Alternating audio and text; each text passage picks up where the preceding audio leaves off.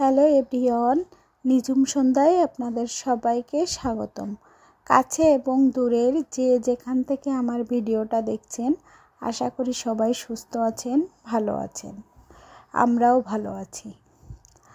আর আমি এখন বর্তমানে আছি আমার বাবার বাড়িতে। তো সকালবেলায় ভাবলাম যে ধানের মাঠে কেমন ধান হয়েছে সেটা দেখে আসি। তো আমরা চলে আসলাম ধান দেখতে মাঠে। আর সকালবেলার প্রকৃতিটা কেমন সুন্দর দেখেন, অনেক সুন্দর, শুধু সবুজ আর সবুজ, চারদিকে শুধু সবুজ আর সবুজ। আর এখানে ধান চাষিরা সকালবেলায় উঠে কেউ কেউ ধানের ক্ষেতে জল দিচ্ছেন। আর শুধু কিন্তু ধান লাগানো নয়, মাঠে অন্যান্য সবজিরও আবাদ করা হয়ে থাকে। এই যে মাঠে যাওয়ার রাস্তাগুলোর পাশ দিয়ে অনেক অনেক সবজির চাষও করা হয়ে থাকে। বেশিরভাগ অংশেই কলা গাছ লাগানো, যেহেতু কলা গাছে কোনো সার প্রয়োগ করা লাগে না এবং অন্য কোনো পরিচর্যা করা লাগে না, ওই জন্য বেশিরভাগ মানুষ কলা গাছ লাগিয়ে রাখে যেখানে সেখানে। আর সকালের পরিবেশটা এত যে সুন্দর, অল্প অল্প কেবল রৌদ্র বের হয়েছে, সেটা না দেখলে বোঝা যাবে না। সকালে ধানের ক্ষেতে না আসলে বোঝা যাবে না আসলে বাংলার প্রাকৃতিক সৌন্দর্য কতটা সুন্দর। আর ধানগুলো এত সুন্দর হয়েছে, চারিদিকটা সবুজ আর সবুজ, শুধু সবুজের সমারোহ। কিছু কিছু জায়গায় ধানের ফুলও চলে এসেছে, আবার কিছু কিছু জায়গায় এখনও ধান অনেক ছোট। তো এগুলো নির্ভর করে ধান লাগানোর উপর। আর আমরা এখন ধান ক্ষেতের চারিদিক ঘুরে বাড়ি চলে যাব। আর আমরা বাড়িও চলে এসেছি। আমার মা আমাদের জন্য খাবার দাবারও রেডি করে ফেলেছে। আর সকালে রান্না করা হয়েছে ট্যাংরা মাছ, করলা, আলু দিয়ে। আর এখানে রান্না করা হয়েছে কাতলা মাছ দিয়ে আর কচু দিয়ে। আর কেন জানি না, গ্রামে আসলে যে কোনো সাধারণ রান্না অসাধারণ হয়ে ওঠে, সেটা যদি হয় মায়ের হাতের রান্না। আর আমার কাছে আমার মায়ের হাতের রান্না সবথেকে সেরা রান্না। কার কাছে কেমন জানি না, কিন্তু আমার মনে হয় প্রতিটা মায়ের রান্না তার ছেলে মেয়েদের কাছে সবথেকে সেরা রান্না হয়। আর আমিও তার ব্যতিক্রম নই। আর মা এখন আমাদের খেতে দিয়ে দিচ্ছে। আর সকালবেলায় রান্না হয়েছে কাতলা মাছ দিয়ে কচু, ট্যাংরা মাছ, আর টুকটাক ভাজাও ছিল। তো আমরা আর সেটা খাইনি। আমার মাছের পেটি খুবই পছন্দ, কাতলা মাছের পেটি, ওই জন্য আমার মা আমাকে কাতলা মাছের পেটিটাই দিয়েছে। আর আমার হাজব্যান্ড আর আমি দুজনেই খাওয়া দাওয়া করে নিচ্ছি। সকালবেলায় অনেক দূর হেঁটে এসেছি, ওই জন্য বেশ কষ্টও হয়ে গেছে, ক্ষুধাও লাগছে, ওই জন্য আমরা এখন খাওয়া দাওয়া করে নিচ্ছি। আর আমার মায়ের আজকের সবগুলো রান্না অনেক মজার হয়েছিল। আর এগুলো যেহেতু মাটির চুলায় রান্না করা, ওই জন্য আরও বেশি টেস্টি হয়েছে। আর মাটির চুলার রান্না আমি মনে করি সবথেকে বেস্ট।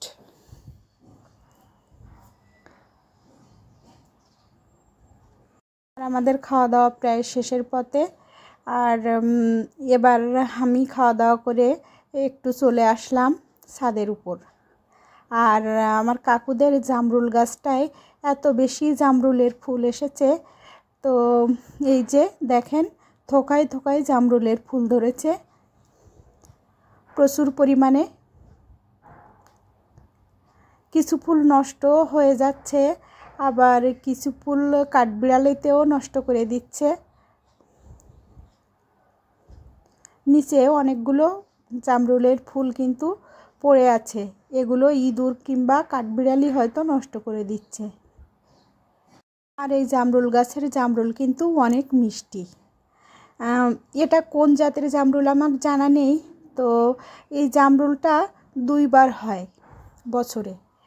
দেখি কিছু ফুল আসে, কিছু জামরুল শেষ হয়ে যায়, নতুন করে ফুল আসে। এটা মনে হয় 12 মাসি জামরুল কিনা জানি না। আর আমাদের এই জবা ফুলের গাছটা প্রচুর পরিমাণে ফুল ধরে। এই গাছটা লাগিয়েছিল আমার ভাই ছোটোবেলায়। আর এতে যে পরিমাণ ফুল ধরে সারা বছরই আমাদের গ্রামের মানুষ উঠিয়ে নিয়ে পূজা করে। আর এবার চলে আসলাম আমার মা এবং আমি আমাদের গাছে কলা কাটার জন্য।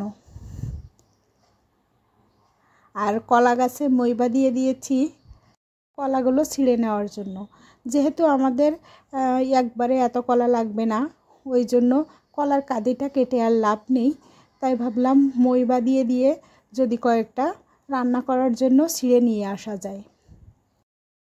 আমাদের কলা কাটা শেষ হয়ে গেছে, আমরা এবার বাড়ির দিকে যাব। আর আমরা এবার কলাগুলো নিয়ে বাড়ি চলে যাচ্ছি। আর আমাদের যতগুলো কলার প্রয়োজন আমরা ততগুলোই ছিঁড়ে নিয়েছি। আর এখানে আরেকটা কাঁদিতেও বেশ কিন্তু কলা ধরেছে। আর এখানে বাড়ি চলে আসার পরে দেখি দুপুরবেলায় রান্না করার জন্য আমার দিদা মাছ কাটছে, আর পাশে বিড়ালটা বসে আছে। আর গ্রামে মাছ কাটা হবে, বিড়াল থাকবে না। এদিকে আমার মায়ের সব রান্নাবান্না শেষ, আমরা এখন চলে আসলাম দুপুরে খাওয়া দাওয়া করার জন্য। আর এখানে সবজি দিয়ে মাছ রান্না করা হয়েছে। আর তার পাশাপাশি আমরা যে কলাগুলো গাছ থেকে পেড়ে নিয়ে এসেছিলাম সেই কলা দিয়ে আর আমাদের ঘেরের টাটকা মাছ দিয়ে রান্না করা হয়েছে। এবার আমরা চলে আসলাম পরের দিন সকালবেলা। তো গত রাত্রে কিছু পিঠা ভিজিয়ে রাখা হয়েছিল খেজুর রসে, চিতই পিঠা, সেগুলো এখন রসে ভিজে একেবারে টইটুম্বুর হয়ে গেছে। আর তার পাশাপাশি রান্না করা হচ্ছে খেজুর রসের পায়েস। আর পায়েসটা রান্না করার আগে রসটা কিন্তু একটু বলক উঠিয়ে নিয়ে লাল করে রাখা হয়েছিল। সেই বলক উঠানো রসটা কিন্তু মাঝে মাঝে একটু দেওয়া হচ্ছে। আর রান্না করার আগের থেকে কিছু এক্সট্রা জাল দেওয়া রস আমি উঠিয়ে রেখেছিলাম, যাতে মাঝে মাঝে এইভাবে রসটা দিতে পারি। আর পায়েসের টেস্টটা অনেক সুন্দর আসে এতে।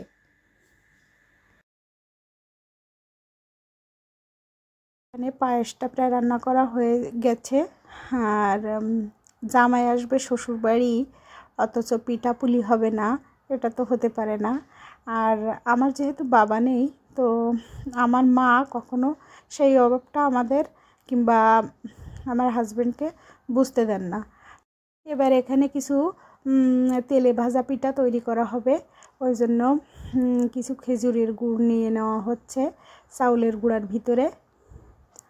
আর এই পিঠাটার সমস্ত মিশ্রণগুলো ঠিকঠাক মতো না হলে কিন্তু পিঠাটা ভালো হয় না, ওই জন্য সব মিশ্রণগুলো ঠিকঠাক করে নেওয়া হচ্ছে একসাথে অল্প অল্প করে গরম জল দিয়ে, এবং গুড় পরিমাণ মতো, লবণ এবং চাউলের গুঁড়া দিয়ে মিশ্রণটা ভালোভাবে তৈরি করে নেওয়া হচ্ছে। আর এই পিঠাটার মিশ্রণটা যত বেশি ভালো হবে তত বেশি কিন্তু পিঠাটা সুন্দর হবে এবং খেতেও মজা হবে। আর মিশ্রণটা প্রায় তৈরি করা শেষের পথে।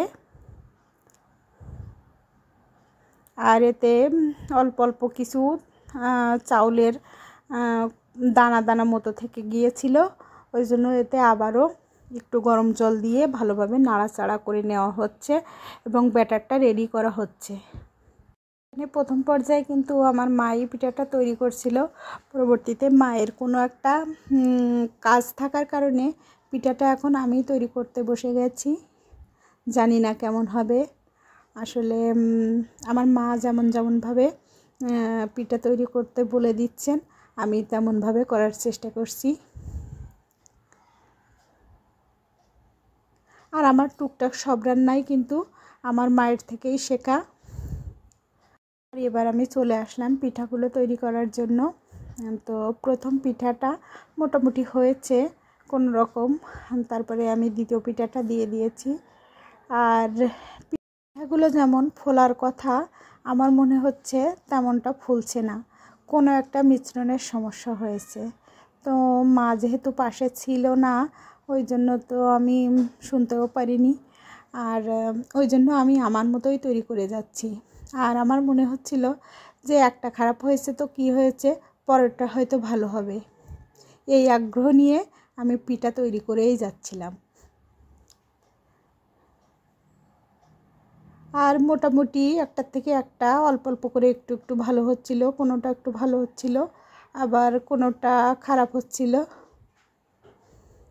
টুকটাক এই তো নিজের খাবার কিংবা কাজ চালিয়ে নেওয়ার মতো পিঠা তৈরি করছি আমি। আর যারা যারা সুন্দর পিঠা তৈরি করতে পারেন তারা অবশ্যই জানাবেন কিভাবে সমস্ত মিশ্রণ দিয়ে পিঠাগুলো তৈরি করতে হয়। আর এই তো এখানে আমার পিঠাগুলো তৈরি করা শেষ হয়ে গেছে, বেশ মোটামুটি ভালোই হয়েছে। তারপরে আমি একটু চলে আসলাম যে পায়েসটা রান্না করা হয়েছিল এবং খেজুর রসের ভিতরে যে পিঠাটা ভিজানো হয়েছিল ওই পিঠাটাই আমি এখন একটু টেস্ট করে দেখছি কেমন হয়েছে। আর পিঠাটা মুখে দেওয়ার পরে এত মজা লেগেছে আমার কাছে, মুখে দেওয়ার সাথে সাথেই পিঠাটা কিন্তু মিলিয়ে গিয়েছে। আর সাথে খেজুর রসের পায়েস, জাস্ট অসাধারণ। পিঠাপুলি এবং পায়েস কিন্তু শীতের সকালে রোদ্রে বসে খেতে বেশি মজা লাগে, কিন্তু কি আর করা, এখন যেহেতু একটু গরম পড়ে গেছে তো গ্রামীণ পরিবেশে বসে খাচ্ছি, তো এটার স্বাদও কম নয়। আর কে কে আমার মতো এভাবে রসে ভিজানো পিঠা পায়েস খেতে পছন্দ করেন অবশ্যই কমেন্টে জানাবেন। আর আজকের ভিডিওটা এই পর্যন্তই। সবাই সুস্থ থাকবেন, ভালো থাকবেন। আর যদি ভিডিওটা ভালো লেগে থাকে তাহলে লাইক, কমেন্ট, শেয়ার এবং সাবস্ক্রাইব করে আমার পাশে থাকতে পারেন। দেখা হবে পরবর্তী কোনো ভিডিওতে। ধন্যবাদ সবাইকে।